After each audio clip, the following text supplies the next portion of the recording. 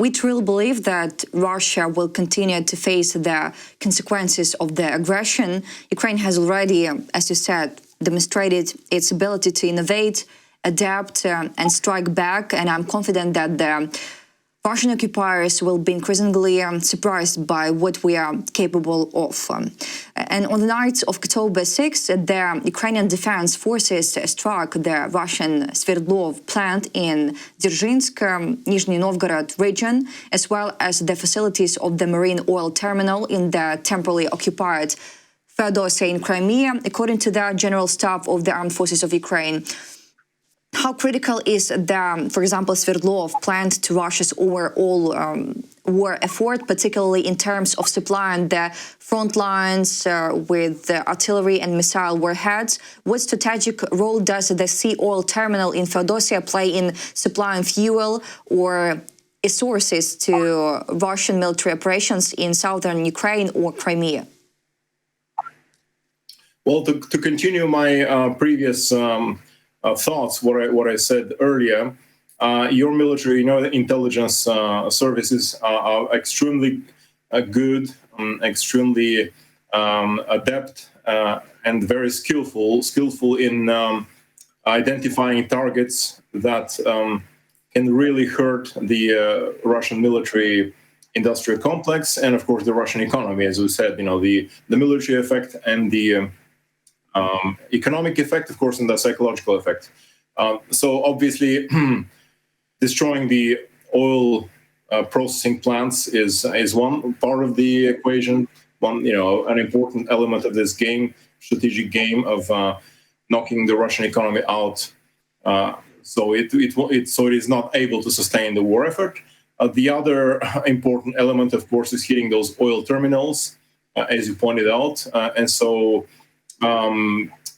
Russia is using those terminals, of course, to get oil out on the world market, or to sell oil-derived products. And so, I can imagine that if these ports, if these facilities are under constant threat of Ukrainian missiles, Ukrainian strikes, maybe long-range drones too. Then this will create even more economic pressures on Russia and on the Kremlin regime. Also regarding the plant that you referred to, of course, now there's a great game. There's a great competition between Russia, Ukraine, and between Russia on the one hand, and then Ukraine and Europe and the West as a whole on the other. In that, the question is who is going to be able to manufacture more ammunition, more critical components, especially for drones, for missile manufacturing, etc. As we know, Russia has been preparing for this war for a long time, and Russia is being aided by China, by North Korea, by Iran. Europe and the US, unfortunately, have been lagging behind. Somewhat in terms of especially manufacturing artillery shells and more, let's put it this way, simpler but more numerous components and ammunition. So knocking out one Russian plant like this is, I think, a huge victory again, because it will reduce Russia's capability to sustain, as I said, the war effort, and not only on the battlefield, but also to hit civilian targets. You know better than I do that while Ukraine is always targeting either military targets or targets of strategic economic value, as we spoke, the Russian regime, because it's a terrorist, aggressive regime, it always predominantly hits civilian targets in Ukraine. And so when you destroy such a plant, obviously it will give some relief, I hope, and some pause in the Russian attacks against the Ukrainian cities and civilian population. Mark, Belgorod in Russia is facing another blackout with power out in several districts. Some reports also point to severe disruptions in water supply and internet access. According to Belgorod Governor Vyacheslav Gladkov, Russian channels claim a missile strike allegedly hit the city's Luch substation. The substation is on fire and most of the city is experiencing widespread electricity outages. Numerous photos and videos have surfaced online showing the explosion at the substation and the resulting power loss. We understand, but what is the strategic importance of the Luch substation in Belgorod's energy grid, and how long, in your opinion, is the estimated recovery time from the damage sustained? And what are the wider implications of repeated infrastructure strikes on Belgorod? Is Russia moving to harden such targets or improve air defense in the region? Here, more about air defense, not in this region, but in Russia in general. Well, obviously, in this conversation, we're covering all elements of the military and economic warfare between, Russia and Ukraine. Russia has been striking also at your electrical grid and your power stations, your, water processing plants and other facilities, and quite logically, your military is also targeting the Russian facilities of this nature. So we spoke about the destruction of the targeting of the oil refineries, and then the oil terminals, and then the various military manufacturing plants. Of course, now it's the turn. The turn has come for the Russian electrical grid to be targeted, just like Russia has been doing for the fourth consecutive year, and is still trying to do it. Obviously, the Russian strategy this winter will be to target more of your electrical grid, power plants, so that there are blackouts in Ukraine. Obviously, you have to pay them back. Let's put it this way, and make the population at least feel the same pain. So they hopefully start putting pressure on the regime. Of course, it's a huge embarrassment and humiliation for the Kremlin, as I said. Obviously, Belgorod is relatively near the Ukrainian border, so it will be very difficult, in my opinion, for the Russians to protect such vital facilities, even if they bring additional air defense and other assets. Being so close to the border really allows you to surprise them. And so I don't know really how quickly they will be able to restore that particular element of the grid. But I can imagine that your military will keep hitting. If it creates such blackouts, it's difficult to see how they can be hardened successfully, especially if you also use some of your very successful missiles against them. So ultimately, Russia has started a war hoping that they will be invulnerable, that they can hide behind their long distances, obviously thousands of kilometers deep into Eurasia, into Siberia. But now this is playing against them because they cannot cover their huge territory all at once, all the strategic assets and facilities. They cannot protect them simultaneously. And your military has not even targeted seriously the Russian cities, especially the big cities, Moscow and St. Petersburg, the way the Russians are doing. And so I can imagine that if the Russians are protecting those two major cities, then they have to take air defense systems away from other facilities, from, as we spoke, from the electrical grid, from power plants, oil terminals, etc. And obviously, your military and intelligence are very successful in exploiting those gaps. Mark, we saw that Chinese reconnaissance satellites flew over Ukrainians fast during Russia's overnight attack. And the flyovers of Chinese reconnaissance satellites over Lviv during the attack are actions by China aimed at supporting the war being waged by Russia. This opinion was expressed on Espresso TV by Igor Romanenko, founder of the charitable foundation We Will Close the Sky of Ukraine and former deputy chief of the General Staff of the Armed Forces of Ukraine. And he noted that the Russians refer to the fact that the Americans will continue to provide Ukraine with intelligence, which is important for carrying out strikes deep inside Russian territory.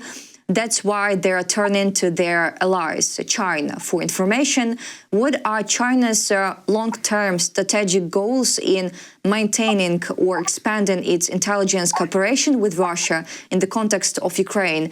Is Beijing testing Western red lines by engaging in low visibility support to Moscow without crossing into overt military aid? That's a great question. Let's go back briefly to 2022 and the weeks and months before Russia launched its aggression against your country. As you know, Putin went to visit the President Xi in Beijing for the opening of the Olympics in 2022, and in most likelihood he was also there to report to his Chinese counterpart that the invasion of Ukraine is coming soon. Obviously, right after the Olympic Games were over, which is what happened. I think that back in the day, during that meeting, most likely Putin also told President Xi that there's nothing to worry about, that the Ukrainian forces will surrender, the Ukrainian government will collapse, and then Russia will be able to take Kiev in 3 days, and then Ukraine in 1 week, 10 days. All these fantastic, ridiculous, unrealistic expectations that the Russian leadership had at the time. And so initially, China most likely gave its blessing for this war, hoping that Russia would overwhelm the Ukrainian defenses and be able to seize control of Ukraine very, very quickly. I would imagine that if this had happened, that China maybe would have also launched its own aggressive strike against Taiwan. But since your country resisted and is still fighting and winning in many ways, and is not giving up, the Chinese strategy has changed, and now they're seeing that Russia needs all the help it can get. Obviously, the Russian economy is getting weaker. And so without Chinese support, Russia cannot sustain this war effort. I'm talking about financial support, political support,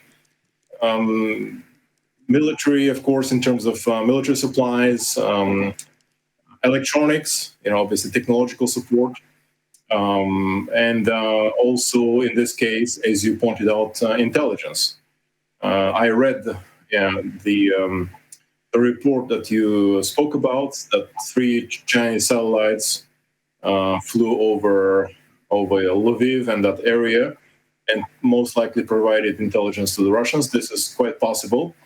The Chinese long-term strategy now is to help Russia sustain its war effort, its aggression against Ukraine for as long as possible, because this, in the Chinese perception, distracts the West and drives Western assets away from the Pacific area. In other words, as the West is forced, as the US and Europe, to actually dedicate money, resources, missiles, missile defense, ammunition, all sorts of military systems to help Ukraine.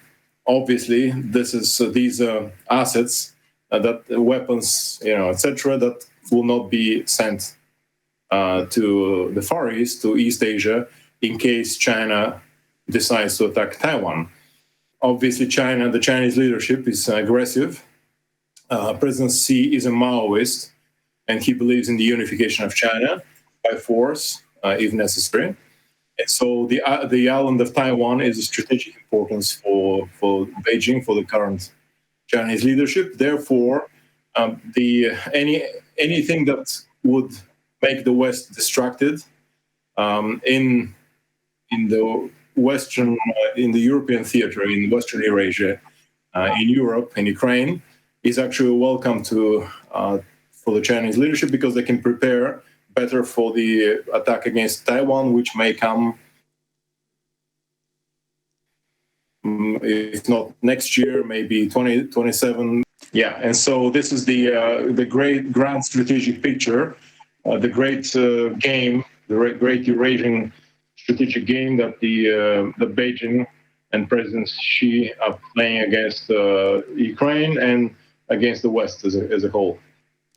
Mark, during a massive combined strike on Ukraine on the night of the 5th of October, Russia used 549 weapons containing 102,785 components manufactured abroad by companies from the United States, China, and Taiwan, Great Britain, Germany, Switzerland, Japan, the Republic of Korea, and the Netherlands. How is it possible that after nearly 4 years of full-scale war, full-scale invasion, Russia is still able to access tens of thousands of foreign-made components for its missile and drone programs? What specific loopholes or blind spots in the international sanctions regime are being exploited to deliver dual-use technologies to Russia? Yeah, this is a very difficult question. It's actually a shame. Absolutely, it's a crime. Really, it's a moral. It shows the moral failure of companies that sell such components to Russia or its allies. Unfortunately, this has been a long-standing tradition, not only in Russia but in the Soviet Union. Even before. Before it collapsed during the Cold War, 40 or 50 years. In the past, they had an intelligence apparatus that was that had a specific goal, the specific goal of buying, procuring, finding Western, especially American, electronics and military equipment, dual-use electronics, of course. That the Soviet Union was not able to manufacture. And so back in the day, they would do it through front companies, through third countries, such as in the Middle East, the Arab countries, and some countries in Asia, Africa, and Latin America. I can imagine that this is happening these days. Russia is quite popular, unfortunately, because of its information warfare. All across the so-called global south, so Latin America, Africa, the Middle East, Asia, South Asia, and so we can see companies that operate through some small nations. Once I read something about the Maldives exporting huge amounts of electronics. Obviously, this is in violation of the sanctions regime. Obviously, Russia has this huge border with Iran, with Central Asia, with China. So it's impossible to seal. These are tens of thousands of kilometers, of course. And so, of course, the West and Europe and the US are trying to impose sanctions, and they keep adding more and more companies to the sanctions list. But unfortunately, the Russians and the Chinese are finding more and obviously additional ways, additional opportunities, additional avenues to supply those components. Again, front companies, third countries that are formally not under sanctions. And so it's an ongoing struggle. There's nothing. I wish I could say that somehow this can be solved immediately.